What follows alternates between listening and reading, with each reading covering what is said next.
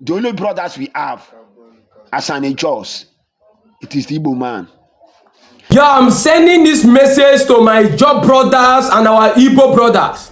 The truth of the matter is that the Ijaw people and the Igbo people have been living in peace together for thousands of years before the creation of the Nigerian state.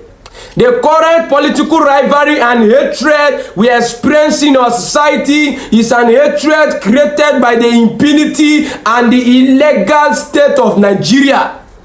It is the illegal state of Nigeria that created this modern rivalry and hatred we experience in our society. I ask a question.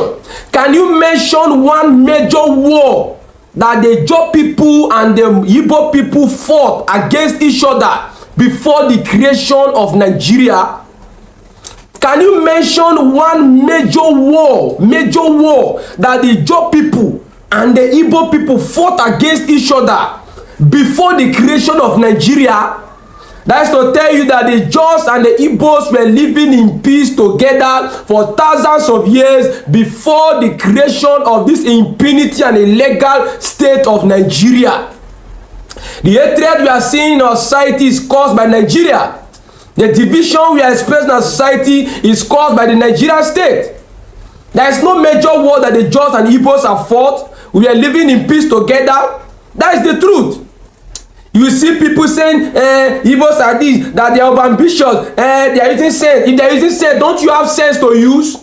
If somebody is using sense on you, you don't get sense to use for the person, that you must bring hatred to tribes. If person is using sense, use your sense too. If person is over ambitious, you too be over ambitious too.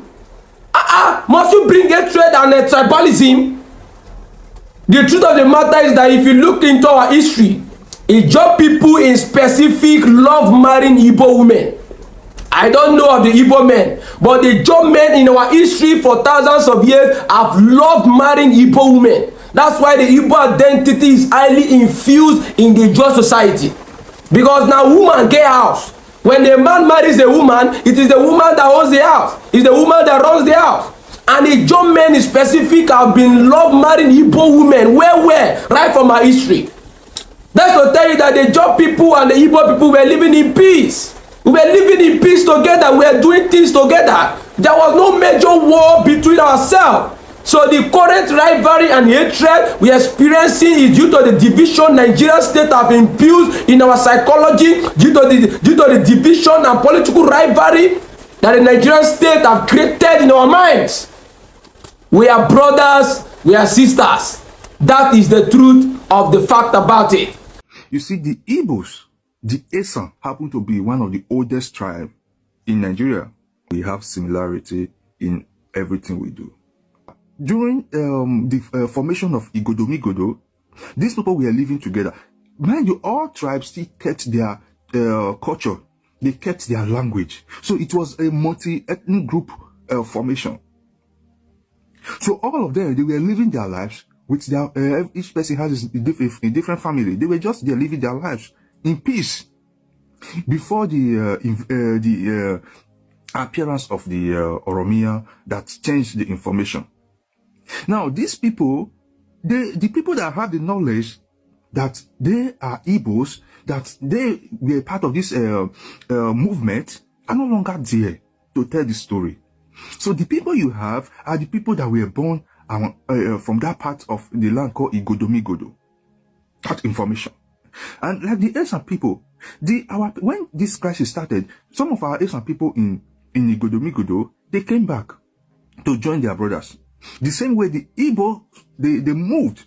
The Igbos that were in Igodomigodo, they moved down. Then you find Ika, you find these other kingdoms that speak the Igbo dialect.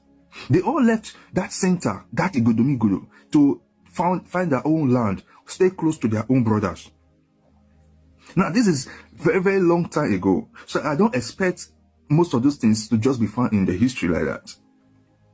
So that is why you find that a man with a tribe will tell you, we are not Igbos, but they speak Igbo language. We are not Igbos, but they have Igbo culture. We are not Esan, but they speak mix of Esan language. We are not Esan, but they have Esan culture. You see that kind of conflict? Now, when you look at it, These people say we are from Benin. The Benin doesn't have masquerade.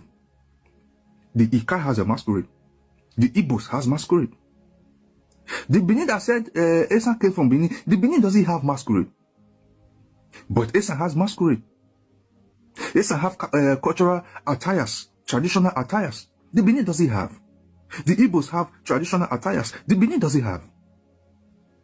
So Benin was just a formation. Let me not call it Benin. I would rather call it Igodomigodo. It was a formation made by several tribes. But today, the way things are fast changing, and you have people who knew not how this all began. They are now claiming that we gave birth to you all, without knowing that we, the Igbos, the Esan, we are ancient tribes. Ancient tribes that when you try to trace our roots, you get mixing, because the beginning is you can't even get the beginning of our existence. This is the issue. So what I will say, the same way we, the Esan people, are having issue with the Benin and some other tribes that still speak Esan language, it's the same way the Igbos as well. We have several crises with their brothers who speak Igbo dialect as well. Just take it easy with them. Knowledge is powerful, and it's not easy for a person to unlearn and relearn again. So until we get to that extent, let's teach our history with love and peace. Igbo, Esan, we have similarity in everything we do. Let's teach our history with love and peace. With this on the good talk safe. You never go Lagos and make talk like that. If you don't stay for Lagos, as long as you know they speak Yoruba, you're more Igbo. That one at Torori. And this is that one at Torori. As long as you know they speak Yoruba, you're more Igbo. And for that one, where you don't say Yoruba people, they close to us past Eastern people. My brother and lie. My village, we get bad with Anambra people. If you from Abuja, they travel, they go east. They know they pass out, but they know they pass Asaba. And my village, they pass because they don't do that road. I'm telling you, if they from Lagos, they go east. They say you must go past my village. We get if you okay, one follow the village, they go make a search. And I go in from Edo State. I go in from Edo State. We get bad with Anambra people. I mean, they tell you, go make a search, you find that. Wait till you know, you have to go and find that. No, they go come they talk, come they talk, blah blah blah blah. Without you don't know anything. If you don't know something, go find that and know. You understand? Me, like I said before, we are Igbo. That the same thing we do. We chop the same food. Our king, our elders and their elders, the way they say recap. If our elders they go palace, the recap they wear the same thing with the Igbo. Our women they tie to wrapper.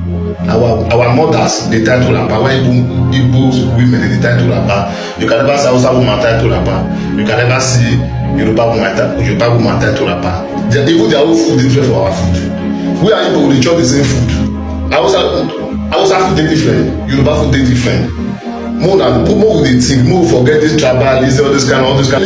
If you really sit down think this thing, na the same thing we dey do. The same thing like we dey do. We are Igbo people, the same thing we dey do.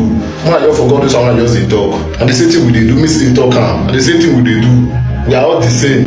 I'm not a Delta Igbo man. If you call me a Delta Igbo, I'll call you Anambra Igbo. I'm a full-blooded Igbo man from Delta State, Igbo Bofu. There is nothing like Delta Igbo, Anambra Igbo, Imo State Igbo, Igbo Bofu. I'm an Igbo man from Delta State. Get this right. Make you no look for my trouble. I'm Monyi Igbo. It's button 1 for peace. The only people in today's River State that were not part of the Aro Confederacy are the Ogoni. Ogonis came from Bakongo. Bakongo today is shared into 3 countries: Congo, Kinshasa, Congo, Brazzaville, and Angola. So they came here, but after the Emancipation Proclamation, they were kept where they are. And that's what it is. The rest of them, everybody, are Igbo. So the idea of telling me, who was born in Diobu, who grew up around Port Harcourt, trekking from Diobu to Nembe Waterside, from Nembe Waterside to Rumumasi, where my sister got married, that I should deny my heritage. That's nonsense. But of course, there are Igbos willing to deny their heritage. You can see it. And that's why you say, when those things happen, what is it? Is the Nigerian state putting pressure on them? Port Harcourt was renamed in 1913. The real name of that place, Ijaw. It means in Igbo, white hill. It was renamed in 1913 to honor Lord Vernon Harcourt, who at that time was Secretary of the Colonies in the British government. Because Port Harcourt was being used as a staging post to export the coal that Daddy Onyema was bringing from the mines in Enugu. And that's what it is.